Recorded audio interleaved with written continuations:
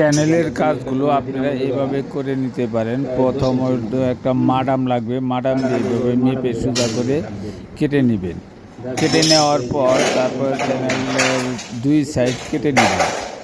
একটা চ্যানেলের দুই সাইড কাটবেন, কাইটা তারপরে ওই চ্যানেলে এইভাবে ধাক্কা দিয়ে ঢুকিয়ে দিয়ে তারপর আপনারা এই যে ছোটো যে ড্রিল মেশিন আছে ওইটা দিয়ে আপনারা এই যে হোল করে নেবেন। হোল করে নিয়ে তারপরে রিপিট বসাবেন এইভাবে। ঠিক আছে, প্রত্যেকটা রিপিট গান দিয়ে খুব সোজা রেখে চ্যানেলটা তারপরে বসাই দেবে।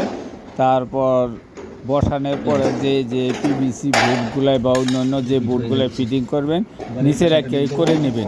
নিচে রেখে করে নিলে আপনাদের সুবিধে, উপরে রেখে করতে পারবেন না। বোর্ডগুলো ফিটিং করে তারপর উপরে ঝুলিয়ে দেবেন। এই যে দেখেন আমি রিপিট মেরে নিচ্ছি, এভাবে আপনারাও রিপিট মেরে নেবেন। খুব সুদক্ষভাবে কাজ করতে হবে, মাপ মেজারমেন্টগুলাই আপনার চ্যানেল বাঁকা হয়ে যাবে।